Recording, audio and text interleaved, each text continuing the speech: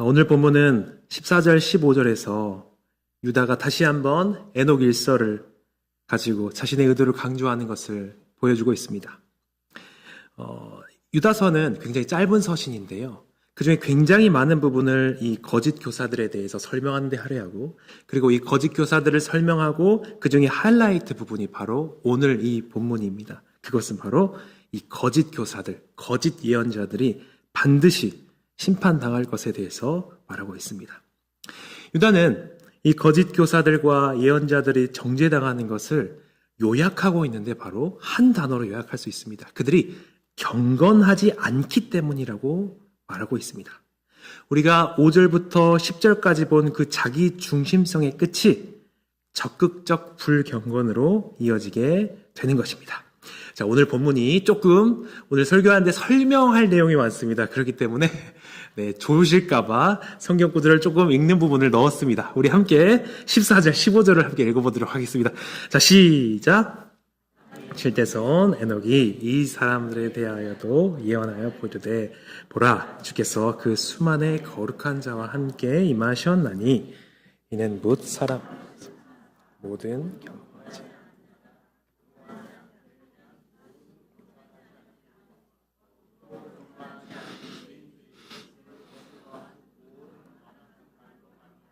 그들을 정죄하려 하심이라 하였느니라. 아멘. 14절에서 주께서 수만의 거룩한 자들과 함께 임하신다 하시는데, 이 거룩한 자들은 천사를 의미하는 것입니다.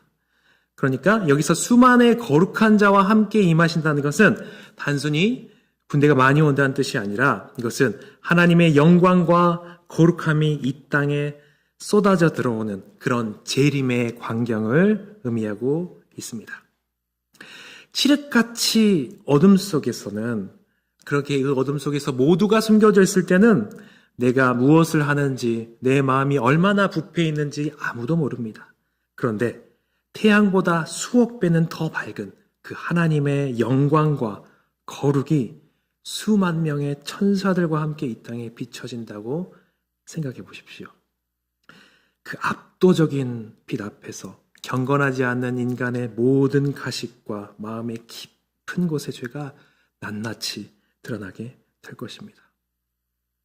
여기서 주목할 점은 유다가 에녹 일서를 인용하면서 경건하지 않는을 조금 더 강조해서 인용하는 것으로 보입니다. 이 짧은 2절에서 무려 4번이나 말하고 있습니다. 경건하지 않는 자, 경건하지 않은 일, 경건하지 않게 행동하고 있고 경건하지 않는 죄인. 이를 통해서 유다는 이들의 존재가, 행위가 불경건으로 완전히 찌들어져 있음을 수사학적으로 강조하고 있습니다. 그렇다면 이 본문을 읽으면서 그러면 우리가 생각해야 될 지점은 무엇이냐면요. 그러면 이 경건하지 않음이 무엇을 의미하는가를 생각해 보아야 한다는 겁니다. 사람마다 단어를 정의하는 것이 조금씩은 다르죠. 우리 모두가 다 그런 경험이 있을 것입니다. 예를 들어 엄마가 자녀에게 방을 깨끗이 하게 치우라고 말했다라고 해보시죠. 그때 자녀는 자신의 방 바닥에 떨어져 있는 옷가지를 대충 주워 올리고 다 치웠어요, 깨끗해요 라고 말합니다. 하지만 엄마가 생각하는 깨끗함은 그 정도가 아니죠. 책상과 가방에 오랫동안 묵어있던 그런 쓰레기도 버리고 침대 밑에 있던 그 양말도 빼서 세탁기에 넣는 그런 깨끗함을 의미할 것입니다. 그러니까 엄마가 생각하는 깨끗함과 자녀가 생각하는 깨끗함은 같은 말이지만 다르게 이해하고 다른 기준이었던 것이죠. 이처럼 어떤 이들은 경건하지 않다라고 말한다면 눈에 보이는 행위들을 말할 때가 있습니다. 예배에 나오지 않거나 기도를 하지 않거나 성경을 읽지 않는 것, 사람들을 보면서 그렇게 말할 수 있습니다. 혹은 중독이나 비난의 말들, 음란 같은 눈에 띄는 죄가 있는 사람들을 경건하지 않다고 할 것입니다. 더 나아가서 탐욕이나 무절제, 게으름 혹은 위선의 모습이나 입으로는 하나님을 말하지만 은밀한 마음에 죄를 짓는 사람들, 그런 것들을 말하는 사람이 있을 수도 있을 겁니다. 우리는 수없이도 많은 것들을 이야기할 수 있죠. 그런데 오늘 유다서에서 나오는 이 경건하지 않음은 조금 더 근본적인 양태를 지적하고 있습니다. 이것은 무엇이냐면 하나님을 말하지만 하나님이 마치 존재하지 않는 것처럼 하나님이 전혀 중요하지 않는 분인 것처럼 생각하고 행동하는 모든 태도를 의미합니다. 하나님을 말하지만 하나님이 존재하지 않는 것처럼 살아가는 것이 바로 이 경건하지 않음인 것입니다. 바로 그것을 세 가지 예시를 통해서 설명하고 있는데요. 우리 11절을 다시 한번 읽어보도록 하겠습니다. 자, 시작. 화 있을진저 이 사람들이여 가인의 길에 행하였으며 삭슬 위하여 발람의 어그러진 길로 몰려갔으며 고라의 패역을 따라 멸망하였다. 우리가 저번주에 다뤘던 5절에서 10절은 유다는 그들이 죄인이었던 것으로 묘사합니다. 반면에 이제 11절에서 13절에서는 이제 그들을 다른 사람들을 죄로 이끄는 거짓 교사로 묘사하고 있습니다. 여기서 나온 인물들은 다 구약 성경에 나오지요.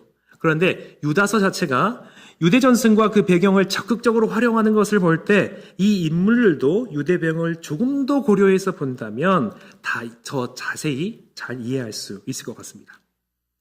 이 유대 배경을 고려해서 보자면 가인은 단순한 살인자이면서 최초의 이단자입니다. 가인의 이야기가 기록된 탈굼을 보면요, 일종의 확장된 내용을 포함하고 있습니다. 잘 아시겠지만 이 탈굼은 유대인들을 위한 아람어로 된 해설판 성경이라고 할 수 있습니다. 포로기한 이후에 이스라엘 백성들이 히브리어를 잊어버리죠.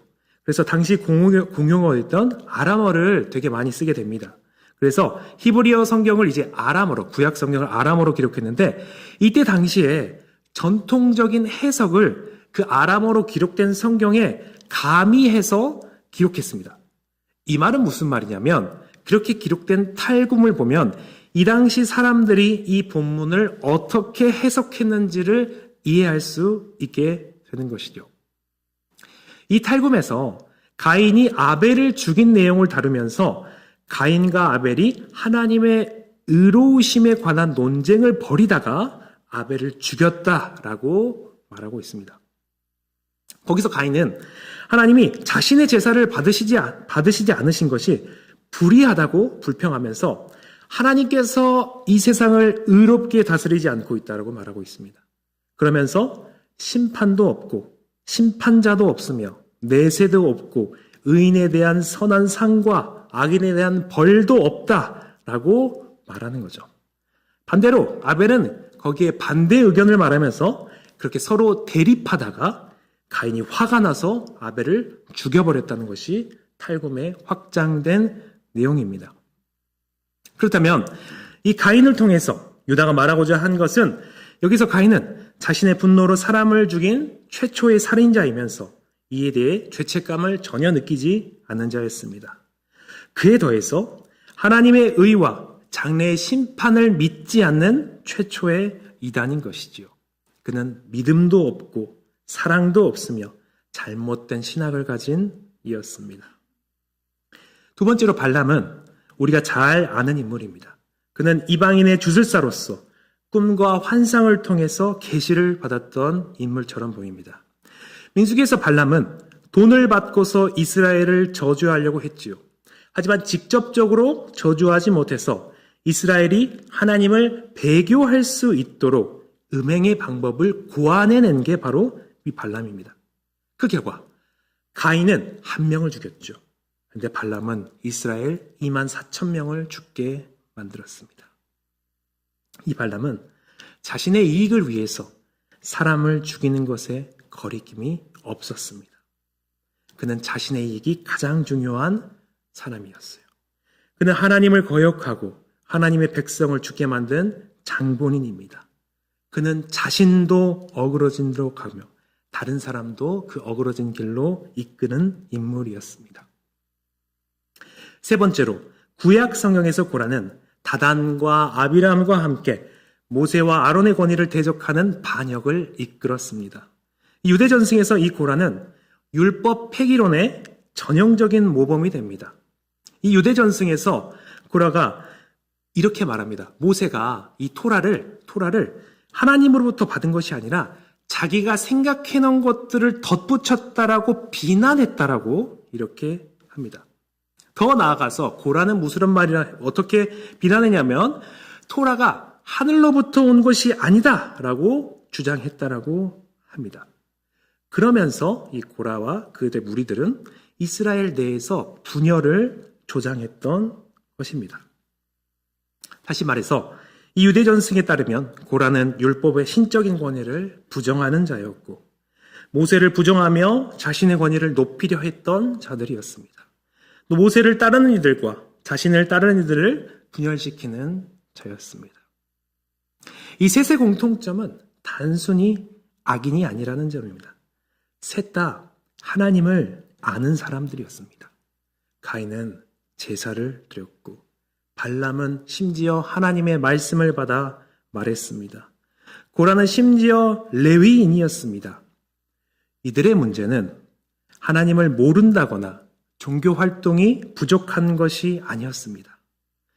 예배를 드리고 교회 봉사를 하고 영적인 언어를 사용하고 공동체 안에 위치가 있더라도 하나님은 없었다라는 것입니다. 그리고 바로 이 모습이 교회 안에 들어온 거짓 교사들의 모습이었습니다. 이들은 아주 경건해 보였습니다. 그러나 이들은 하나님의 의로우심을 믿지 않고 은혜를 방종으로 만드는 이단자였습니다. 마음대로 살아갔습니다. 그들은 자신의 이익을 추구하며 하나님을 거역하고 다른 이들도 거역하게 만드는 사람들이었습니다. 또 이들은 주 예수께서 세우신 사도적 권위를 부정하고 교회의 리더십을 부정하며 교회를 분열시키고 자신들을 높이는 자들이었습니다. 그 무엇보다도 이들은 자신들로 인해 영적인 흑암으로 향하는 이들을 보면서 거리낌이 없었고 죄책감도 느끼지 않았습니다. 그들의 이익만을 탐하였습니다. 그런데 이들의 모습은 신령해 보였습니다. 겉으로 보이는 이들의 모습은 하나님의 계시를 받는 것처럼 보였고 사도들의 가르침을 거침없이 해체하고 가르치는 것을 볼 때 굉장히 뛰어난 말씀 교사처럼 보이기도 했을 것입니다. 이들은 하나님을 불렀습니다. 예수를 주로 고백하고 그분의 이름으로 기도를 했습니다. 그러나 이들은 실제적으로 하나님 없이 사는 자들이었습니다. 그리고 유다는 여기서 멈추지 않습니다. 이들이 어떤 사람인지 말했을 뿐만이 아니라 이들의 실체가 실제로 어떻게 보이는지를 드러내려고 합니다. 하나님을 부르지만 실제로 하나님이 없는 사람, 그 신앙의 실제의 모습이 어떤 것인지를 유다는 6가지의 아주 생생한 그림으로 펼쳐 보이고 있습니다. 우리 12절과 13절을 함께 읽어보겠습니다. 자, 시작! 그들은 기탄 없이 너희와 함께 먹으니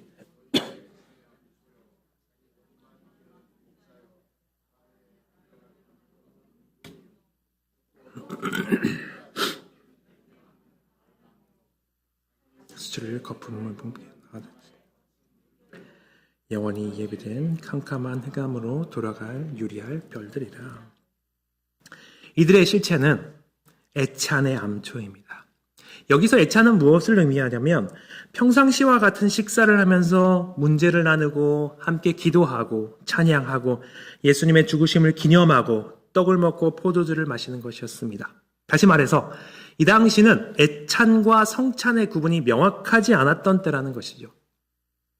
이 애찬에서 이들은 겉으로 신령해 보이는 이미지를 가지고 성도들을 방종으로 이끌었습니다. 이 주님의 살을 먹고 피를 마실 때에 자신을 살피지 않고 참여하게 하여 자신의 죄를 마시고 자신의 죄를 먹게 하였습니다. 이들은 보이지 않는데 배를 찢어버리는 암초처럼 공동체를 파손시키고 있었습니다.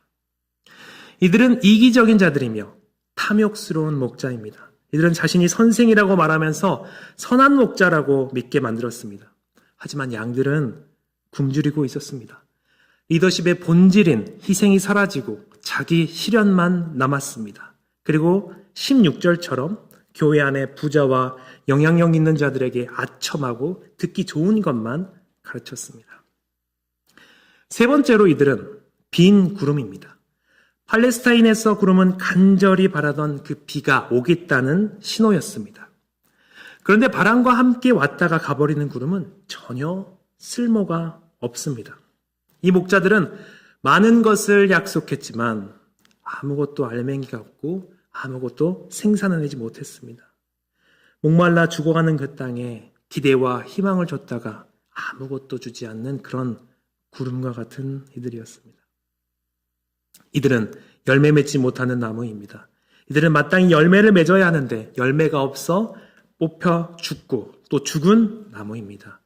외형은 있지만 생명이 없는 자들입니다.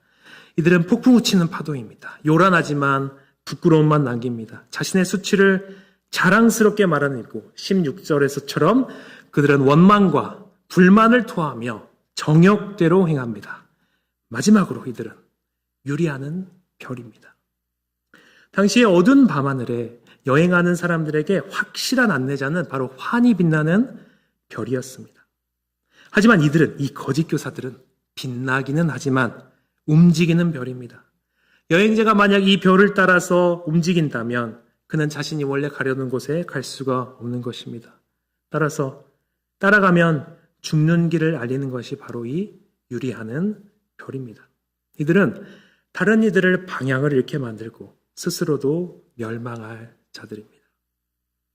정리하자면 이들은 암초처럼 위험합니다. 이들은 사꾼 목사처럼 이기적이고 비 없는 구름처럼 쓸모없습니다. 열매 없는 나무들처럼 죽었고 거품을 뿜는 바다처럼 시끄럽게 자기 수치를 자랑합니다. 그리고 결국 캄캄한 흑암에서 멸망할 자들입니다. 그리고 앞서 말했듯이 우리 주님이 다시 오시는 재림의 시기에 이들은 반드시 정죄당할 것입니다. 그들의 모든 죄악이 정확하게 정당하게 계수될 것입니다. 여러분은 이 말씀을 들으면서 이 본문을 보면서 어떤 생각이 드십니까? 저는 이 본문을 보면서 몇 가지 부분에서 마음이 찔렸습니다. 내 자신이 요란하게 말만 하지 진정한 생명의 말씀을 전하고 있는가? 내가 정말로 우리 귀하신 성도님들께 말씀이 가리키는 바를 정확하게 제시하고 있는가? 내가 말로는 주님을 말하지만 사실은 그 과육 없는 상한 열매를 드리는 것이 아닌가 고민이 되었습니다. 그리고 저는 이 본문을 보면서 동시에 이런 마음이 슬그머니 고개를 들었습니다. 그래도 나는 저 정도로 나쁜 사람은 아닌데, 그래도 나는 저렇게 심판받을 정도는 아닌데 라는 마음이 제게 들었습니다. 저는 이 본문을 보는, 유다서를 보는 우리 모두가 이런 마음이 들 것 같습니다. 우리는 가인처럼 살인하지 않았습니다. 오히려 이웃을 섬겼죠. 고라처럼 교회의 리더십에 반역하지도 않았습니다. 대신에 리더십을 존중하고 권위에 순종했습니다. 발람처럼 이익을 위해서 어그러진 길로 걷지도 않았습니다. 오히려 우리는 봉사하고 헌금했습니다. 그리고 이단적 가르침과도 거리가 멉니다. 매주 선포되는 올바른 말씀에 귀를 기울입니다. 그래서 오늘 우리는 이 본문이 사실 와닿지도 않고 멀게 느껴집니다. 그래서 이렇게 생각하죠. 그래, 이렇게 나쁜 이들이 있었고 악한 이들이 있었고 이들은 심판당에 마땅해 라고 하고 끝입니다. 그런데 잘 생각해 보면 유다가 말하는 이 사람들의 문제는 단순히 눈에 보이는 그런 악한 행동만을 한 사람들을 말하는 것 같지 않습니다. 물론 이들은 실제 악한 자들이었습니다. 사람을 죽이고 공동체를 무너뜨리고 하나님을 거역했고 자신의 이익만을 위해서 그 모든 것들을 착취했던 자들입니다. 그런데 우리가 이 예시를 통해서 볼 수 있는 것은 그런 그들이 그런 악을 행하면서도 여전히 신앙적인 모습과 종교적 행태를 가지고 있었다는 점입니다. 유다는 지금 단순히 몇몇 특별히 악한 사람들의 이야기를 하는 것이 아니라 하나님을 말하지만 하나님 없이도 얼마든지 종교적일 수 있는 인간의 본성에 대해서 말하고 있는 것입니다. 이 9가지 예시가 말하고 있는 것을 요약하자면 결국 하나입니다. 형태는 있는데 알맹이가 없다는 겁니다. 구름은 구름인데 비가 없고, 나무는 나무인데 열매가 없고, 별은 별인데 길을 잃게 만듭니다. 목자에겐 희생이 없고, 파도에는 방향이 없고, 암초에는 안전이 없습니다. 가인은 예배했지만 믿음이 없었고, 발람은 하나님의 말씀을 말했지만 두려움이 없었고, 고라는 레위인이었지만 순종이 없었습니다. 그리고 이 모든 부재의 뿌리는 하나님입니다. 하나님을 말하지만 실제로 그 중심에 하나님이 계시지 않는 상태, 다시 말해서 경건하지 않음입니다. 입으로는 주님을 왕이라고 부르지만 실제로는 내 자아가 내 마음 왕좌에 앉아서 내 마음대로 하는 상태의 말입니다. 그리고 바로 저는 이 경건하지 않음이 바로 우리의 모습과 닮아 있다고 생각했습니다. 우리는 하나님을 믿는다라고 하지만 정작 삶의 중요한 순간에는 하나님이 계시지 않는 것처럼 선택하고 행동합니다. 우리는 가인처럼 내 기분과 내 감정이 하나님의 말씀보다 우선일 때가 있습니다. 내가 화나고 내 감정이 상하면 하나님의 공의나 사랑은 잠시 뒷전으로 물러납니다. 내 감정이 곧 법이 됩니다. 발람처럼 신앙을 나의 유익을 위한 도구로 삼기도 합니다. 우리는 봉사하고 헌신하지만 그 속에는 나의 인정이나 나의 안락함을 바라는 그런 삭슬 바라는 마음이 숨어 있습니다. 고라처럼 내 판단이 하나님의 세우신 권위 위에 있기도 합니다. 내 생각에 맞는 말씀만 골라 듣고 내 기준에 불편한 권위는 좋아하지 않습니다. 기도의 자리에서는 주여, 주님을 외치며 그분을 나의 주인이요 왕이라고 부르지만 정작 삶의 주도권과 그 핸들은 내가 꽉 쥐고 놓지 않습니다. 하나님의 영광을 말하지만 사실은 내 자아가 칭찬받고 내 삶이 안락해지는 것에 온 신경이 쏠려 있습니다. 형식은 있지만 실제는 빠져있는 모습이, 그런 모습이 경건하지 않는 모습이고 바로 그 모습이 우리 안에 있는 것으로 생각됩니다. 그리고 우리가 이 거짓 교사들과 같은 그 경건하지 않음, 다시 말해 자기 중심성이라는 뿌리를 가졌다는 가장 큰 증거가 무엇인지 아십니까? 그것은 무엇이냐면 바로 내 안에 자기 중심성과 싸우지 않는 것입니다. 아니 정확하게 말하자면 자포자기 상태 혹은 내버려둔 상태, 그런 경우가 많다는 점입니다.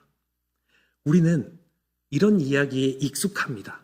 교회를 오래 다니셨고 또 올바른 말씀을 많이 들으셨기 때문에 이런 자기 중심성이나 불순종이나 욕망이나 이런 이야기들을 너무 많이 들었습니다. 그래서 우리는 이 이야기를 들을 때 조금은 찔리기도 하고 하나님께 죄송스럽기도 하지만 동시에 사람이니까 어쩔 수 없지 하고 포기할 때가 많습니다.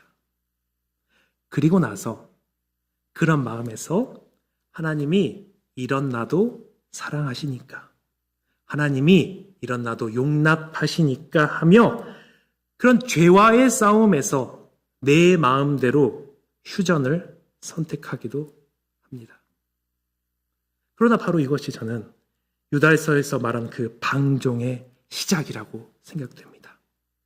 우리가 하나님의 용납하심을 핑계로 죄와의 전쟁에서 휴전하고 인간은 원래 그래 라며 자포자기하며 합리화하는 그 순간 우리는 사실 이미 유다가 경고한 그 물 없는 구름의 길로 접어든 것입니다.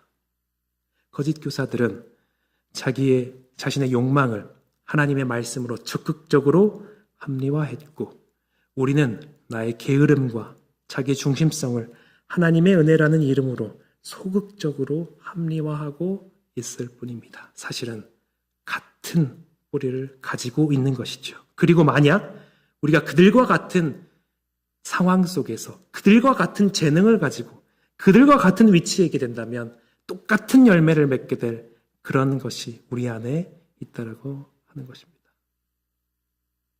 그렇다면 이런 마음이 있는 우리는 어떻게 할까요?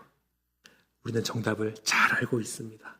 그것은 나의 마음의 중심에 내가 아니라 하나님을 모셔야 됩니다. 유다는 단호하게 말합니다. 경건하지 않는 자는 반드시 정죄를 받습니다. 주님께서 수많은 거룩한 천사들과 함께 오시는 그 재림 아래 경건하지 않는 모든 사람들이 그 심판대 앞에 서게 될 것입니다. 그리고 그 앞에서 우리의 일생 가운데에서 행한 그 모든 행위들과 마음속 그 깊은 죄악들이 낱낱이 드러나게 될 것입니다. 그런데 이 밝고 거룩의 빛 앞에서 나는 경건한 사람입니다 라고 자신 있게 말할 수 있는 사람이 단 한 명이라도 있을까요? 우리의 외형은 지금 이렇게 교회 안에서 그럴듯하게 보일지 몰라도 그 중심에는 하나님 없음이라는 그 불경건이 환히 드러날 자들입니다. 그리고 바로 이 절망의 자리에서 우리는 그리스도를 바라보아야 합니다. 우리는 이 스스로의 이 불경건의 뿌리를 뽑아낼 수도 없고 그 날의 정죄를 견뎌낼 수도 없는 사람들입니다.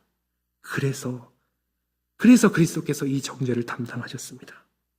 가인은 자기의 분노를 붙들었지만 그리스도는 원수를 위해서 죽으셨습니다. 발람은 이익을 위해서 진리를 팔았지만 예수님은 자기 자신까지 우리에게 내어주셨습니다. 고라는 자기의 높아짐을 원했지만 가장 높으신 성자 하나님께서 자기 자신을 비우셨습니다. 그분은 자신을 값으로 자신을 믿는 모든 이들에게 정죄받지 않게 하셨습니다. 우리가 이 복음을 믿는다는 것은 무엇입니까? 단순히 지옥을 가지 않으니 다행이다라고 안심하는 것입니까? 아닙니다. 나를 위해 십자가에서 정죄당하신 그리스도를 기쁘게 왕으로 모시고 사는 것을 의미합니다. 그 사랑을 정말로 아는 사람이라면 더 이상 나를 위해 살 수가 없습니다. 심판주이신 그분이 나를 위하여 정죄를 당하셨는데 어떻게 내 감정이 법이 되고 내 이익이 신앙의 목적이 되는 그런 경건하지 않음의 길을 계속 걸을 수가 있겠습니까? 너무나도 의로우신 그분이 십자가에서 고통당하신 것을 깊이 묵상한다면 어떻게 내 마음대로 살아갈 수가 있겠습니까?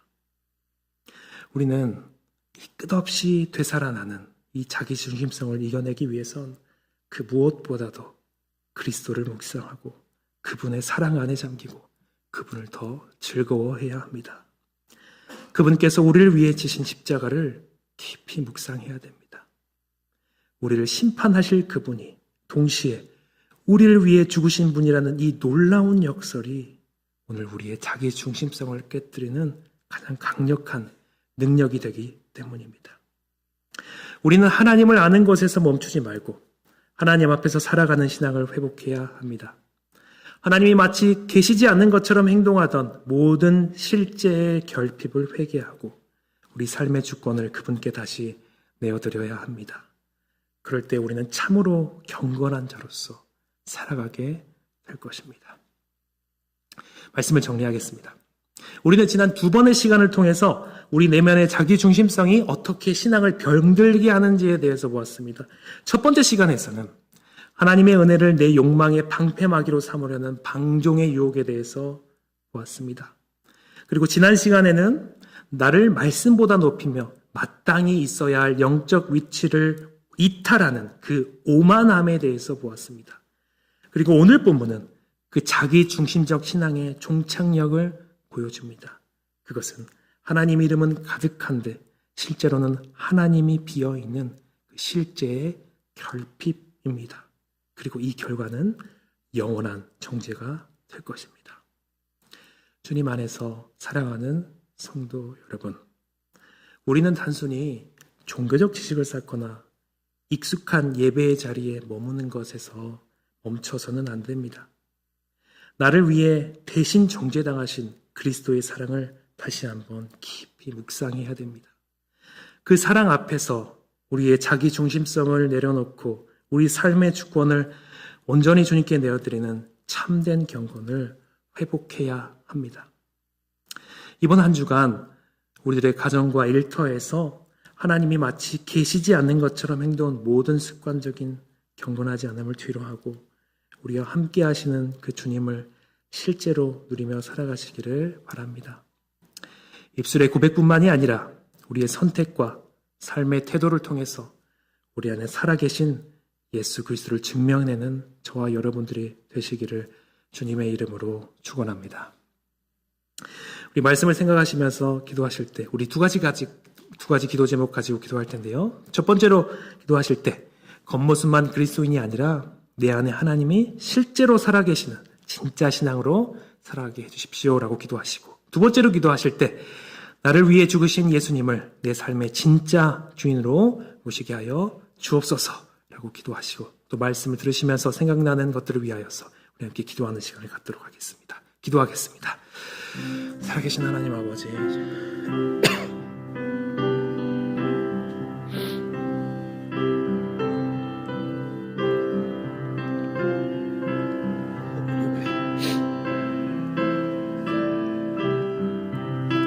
하나님 아버지, 주님, 우리의 일평생을 내 삶에서 나의 중심성을 가지고 사실 하나님의 주인이라고 하지만 내가 주인으로 살았던 것을 고백합니다. 하나님, 그것을 회복해 하시고 주님 앞에 돌이키게 하여 주옵소서. 하나님, 무엇보다도 내 마음대로 합리화시키며 나의 죄와 싸우기를 포기하고 또한 그 사람으로는 어쩔 수 없다라면서 그렇게 자포자기했던 그 마음들을 주님 앞에 고백합니다. 하나님 아버지여, 그런 마음들을 주님께서 다시 한번 주의 사랑과 십자가를 묵상하며 주님 온전함을 향하여서 가게 하여 주시옵소서. 하나님 아버지, 주님 이름뿐인 경건이 아니라 내 삶의 모든 현장에서 하나님이 실제로 살아계시는 진짜 신앙인으로서 살아가게 하여 주시옵소서. 내 감정과 유익이 아니라 주님의 말씀을 삶의 기준으로 삼고 내 안에 자기 중심성을 날마다 이겨내게 하여 주시옵소서.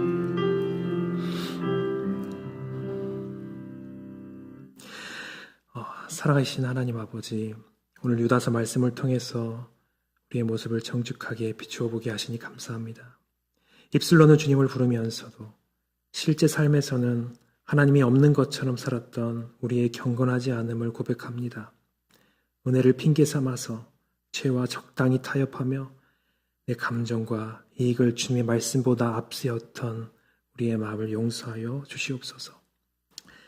비 없는 구름이나 열매 없는 나무처럼 실제가 없는 빈 껍데기 신앙이 되지 않기를 원합니다. 우리를 대신해서 심판대 앞에 서시고 그 모든 정죄를 담당하신 예수 그리스도의 사랑을 다시금 깊이 묵상하게 하여 주시옵소서. 그래서 그 사랑이 동력이 되어서 이제는 내가 주인이 아니라 주님이 진짜 내 삶의 주인 되신 삶을 살아가게 하여 주시옵소서. 이번 한 주간도 우리 삶의 자리에서 하나님을 의식하며 주님을 영화롭게 하는 참된 성도의 길을 걷게 하실 줄 믿사오며 우리를 자유케 하신 예수 그리스도의 이름으로 기도드립니다.